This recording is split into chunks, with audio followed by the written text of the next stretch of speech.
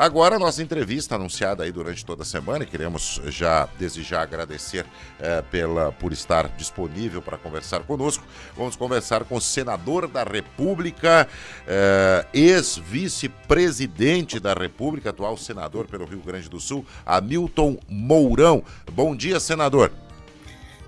Bom dia aí, Evandro. Bom dia a todas as amigas e amigos aí da região de Erechim, em particular os que acompanham, né, a nossa Rádio Tchê. Senador Hamilton Mourão, eu acabei não fazendo, acho que ficou famoso aqui o senhor deve ter acompanhado também nas redes sociais, na época de sua campanha, que saiu, bom dia, do senador Mourão. Eu vou pedir o bom dia dele. Senador, nós temos aqui no Rio Grande do Sul vivendo momentos complicados, momentos climáticos complicados. Como é que o senhor tem visto essa situação? Eu lhe pergunto claramente porque eu vi em algumas redes sociais o pessoal perguntando, não vimos o senador Mourão e tal, com essa questão das enchentes, dessas tragédias, pessoas gaúchos que morreram aí nessas tragédias. O que o senhor tem feito e como o senhor está acompanhando essa situação aqui do estado do Rio Grande do Sul, senador? Pois em primeiro lugar, né, efetivamente uma situação complicada, né, atingindo inúmeras famílias ali na região do Vale do Taquari, cidades que praticamente se desmancharam, como Mussum, Roca-Salles, agora a própria minha terra natal, lá a nossa capital, Porto Alegre, sofrendo ali com esse represamento e enchente ali da água do Lago Guaíba.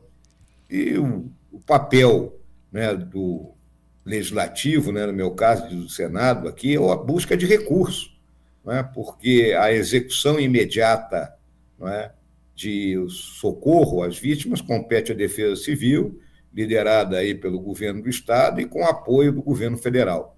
Eu tive reunido com o governador Eduardo Leite, me colocando à disposição para manter uma pressão nas autoridades federais, que prometeram 750 milhões para a recuperação de toda a degradação que ocorreu aí no nosso estado. Ao mesmo tempo, né, consegui aqui arrecadar mais de 10 mil reais em roupas, né, para serem doadas para aqueles que perderam os seus pertences. E estamos, né, discutindo dentro da bancada uma grande emenda destinada a reforçar, né, os recursos necessários para a recuperação do Estado. Bem, dito isso, né, justamente para justificar, senador, vamos agora aos assuntos também bastante importantes. Nessa semana o Senado aprovou, e até de uma maneira muito acelerada, né, a questão do marco temporal.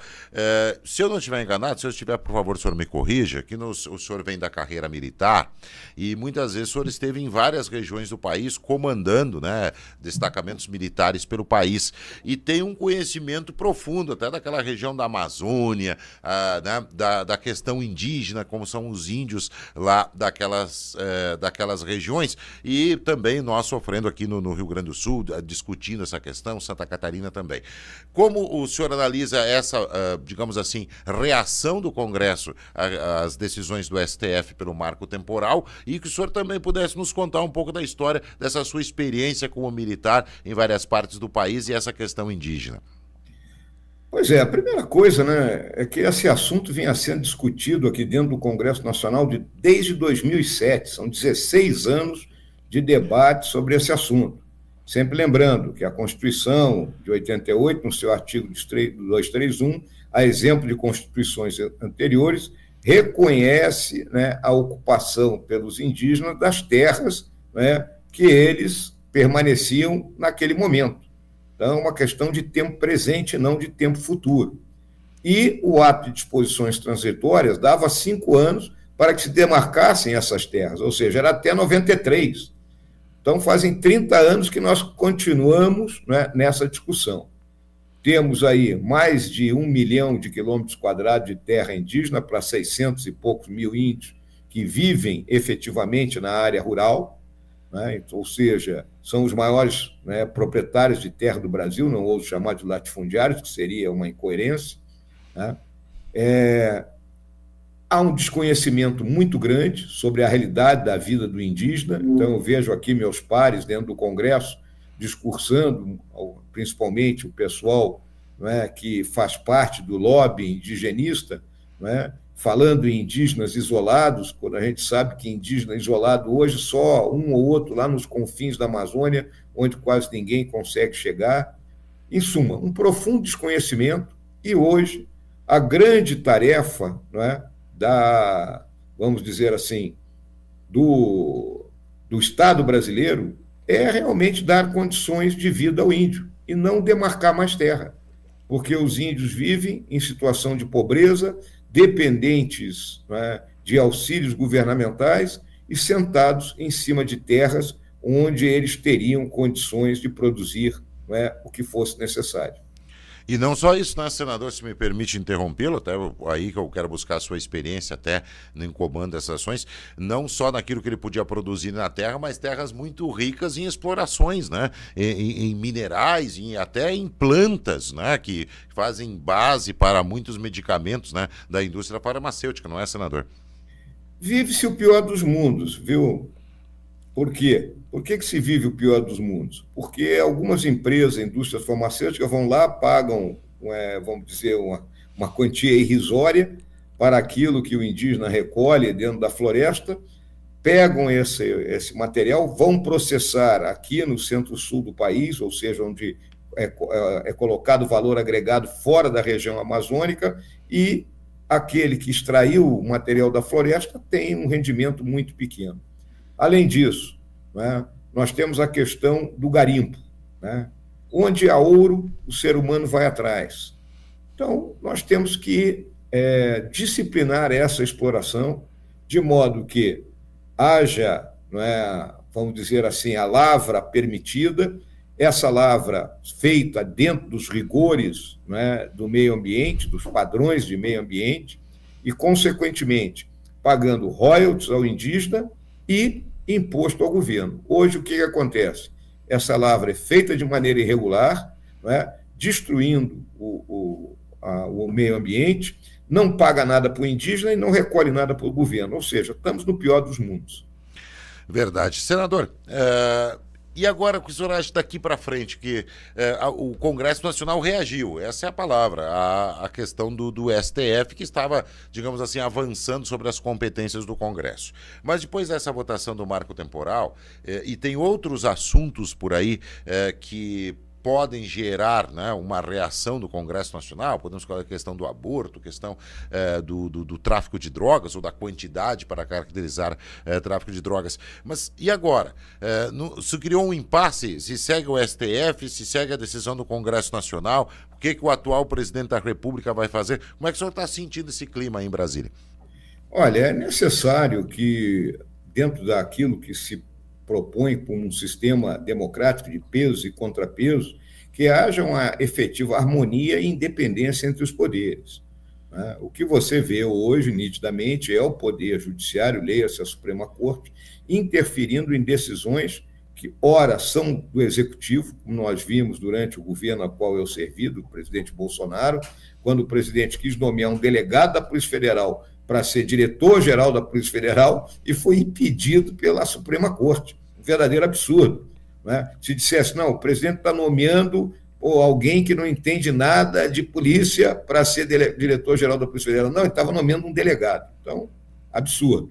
E essas questões que hoje o STF interfere naquilo que são decisões do Legislativo, como mencionado por você, o aborto, a questão da descriminalização do porte de drogas, o imposto sindical, Sim, por decisão do STF, retorna ao que foi uma legislação aprovada dentro do Congresso. Então, nós vamos travar a luta política para fazer valer as decisões que são do Congresso, que são as pessoas eleitas e que têm mandato para representar o povo brasileiro. Os ministros do STF não têm mandato, eles têm que compreender isso. E aí, seguindo nesse tema, o que me parece, até onde vai o meu conhecimento, se eu estiver errado, por favor, mais uma vez me corrija, o Senado é que tem esse papel. digamos assim, ser uma espécie de trava do Supremo Tribunal Federal. Mas estava meio recolhido, não estava, digamos assim, reagindo a essa situação. O senhor, como militar e uma trajetória militar, sabe que a gente teve aí prisões do tal do 8 de janeiro ilegais, gente passaram meses presos lá por decisão de um ministro da Suprema Corte, né, e que hoje, depois de julgados, não consegue nem recorrer da decisão porque não tem mais instância na justiça para recorrer. Não é o Senado que tem que travar isso, o senador? Exatamente. Né? Essa questão vem sendo discutida aqui dentro do Senado. Nós iniciamos com uma minoria, nós éramos 32, 33. Veja que agora, nessa votação do marco temporal, nós atingimos 43. E esse tema, né, dos processos que estão sendo realizados, né, em relação às pessoas que participaram da baderna de 8 de janeiro, e outros processos que vêm sendo conduzidos, notadamente pelo ministro Alexandre de Moraes, estão totalmente ao arrepio daquilo que é o devido processo legal. O ministro é, ao mesmo tempo, o investigador, o denunciador e o julgador. E essas pessoas deveriam estar sendo julgadas dentro do princípio do juiz natural, na primeira instância, de modo que pudessem recorrer para a segunda e para a terceira instância. Hoje, a quem eles vão recorrer? A gente chega até a comentar, vão recorrer a Deus. E as penas que estão sendo colocadas. Tá bom, o camarada quebrou ali o palácio e está sendo condenado a 17 anos. Nem bandido que estupra e mata é condenado a 17 anos. E querer caracterizar os atos de 8 de janeiro como uma tentativa de golpe de Estado e aí eu vou usar uma linguagem popular, é uma forçação de barra tremenda. Mas o senhor vê força no Senado? Quer dizer, o que reagiu foi agora no marco temporal.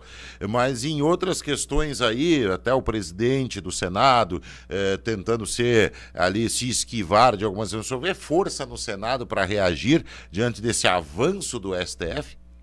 Olha, eu vejo que o presidente Rodrigo Pacheco, ele realmente, vamos dizer assim, está resolvido a dar um basta nesse processo, né? Chegou um ponto onde não dá mais para aceitar. Agora, o Rodrigo Pacheco é um homem educado, prudente, então ninguém espere que ele vá, né, fazer alguma atitude, né, que não seja uma atitude pensada. Hoje, o que nós temos aqui? Nós temos projetos que colocam mandato, ou seja, limitam o tempo de permanência dos ministros da Suprema Corte, mandato que impede as decisões monocráticas, né? A decisão de um único magistrado tendo repercussão sobre a vida de todas as pessoas, e também, né, projeto que coloca muito claramente que manifestação política por parte do ministro da Suprema Corte tem que ficar bem caracterizado como crime de responsabilidade e aí levar ao impeachment. Mas avança isso no Congresso? Porque eu insisto, né? A questão da maioria. Vem o governo, vem aí o Centrão, vem aí o governo, até o seu partido, alguns membros já estão, né, dentro do atual governo, vem a cooptação, né, de forças. Como é que o senhor analisa isso? Será que tem força o Congresso Nacional para isso? Olha, eu acho que, por exemplo, para colocar mandato, há uma concordância, né, hoje, geral, né, limitando o tempo de permanência, que hoje o ministro permanece até os 75 anos de idade, então você vê casos aí de ministros que vão permanecer 30, 35 anos, né, é um verdadeiro absurdo, né? É uma vida inteira quase, vamos colocar assim. Tá? Então, essa questão do mandato, eu acho que é algo que está muito bem colocado, né, hoje, para progredir. As outras questões são mais polêmicas. Eu não vejo que o governo, né, ele se opõe a isso, até porque, vamos colocar assim, se o Senado conseguir juntar uma maioria e fizer o impeachment de um ministro, quem vai colocar o substituto é o governo. Então, não vejo, né, vamos dizer assim, que o governo seria contra isso. Pode ser que em determinado momento ele seja até a favor. Senador, e o senhor que foi vice-presidente da República, viveu isso, né, viveu 4 anos lá no governo, como é que o senhor analisa o atual governo e até no geral, né, o atual momento do Brasil, aí falando-se de economia, de emprego, das relações, né, do ambiente dentro do país, como é que o senhor analisa? Olha, o que acontece, o atual governo, né, ele tem duas bolas de ferro que ele se autocolocou, uma em cada pé e que estão fazendo com que ele se arraste. Uma bola de ferro é a questão econômica, porque ele é um governo gastador. E o gasto, né, a gente sabe, desde a nossa casa, o gasto é limitado pela receita, né? Nós não temos mais como arrancar receita do nosso país, porque já temos uma carga tributária elevada. O governo ele recebeu um cheque em branco no final do ano passado, do Congresso, que foi a PEC da transição, e iniciou um processo de gastança e sem buscar reorganizar a sua despesa. Hoje, né, fechamos aí o mês de agosto com mais de 100 bilhões, né, de déficit, quando a previsão era chegarmos ao final do ano com 0,5% de déficit. E vamos chegar com mais. Ou seja, o governo não vai cumprir as suas metas. E ele começa a compreender isso aí. E procura, então, arrancar do contribuinte o que ele puder. Então, aí tem essa regra do CARF, né, que dá sempre ganho de causa para o governo em qualquer, vamos dizer assim, qualquer contencioso que haja, e outras formas que o governo vem tentando buscar arrancar recursos. Essa é uma bola de ferro, e é uma bola de ferro difícil, né? E a outra bola de ferro é a questão do revanchismo. Se um governo que foi eleito sobre a visão de união, né, ele tem que se dar conta de que ele tem que olhar para frente. Então, toda essa perseguição ao presidente Bolsonaro, às pessoas que fizeram parte do governo do presidente Bolsonaro, é um verdadeiro absurdo, né? Vamos governar o país tem cheio de dificuldades e problemas agravados pela questão climática, né? Então, vamos nos dedicar a isso, né, em vez de estarmos gerando atrito, né, nessa perda de tempo que é buscar uma vingança de pessoas que pertenceram ao governo passado. E o senhor como militar, e essa questão dos militares também virou um ponto, né? Muitos militares participaram do governo de Jair Bolsonaro e agora, tipo, há uma perseguição, uma caça às bruxas dentro das Forças Armadas brasileiras, né? E aí, como o senhor vê o movimento da tropa, dos oficiais lá, como é que eles estão se sentindo? Porque me parece que há um ataque justamente a esses que tiveram, digamos assim, a ousadia ou a liberdade de se manifestar ou participar politicamente de um governo.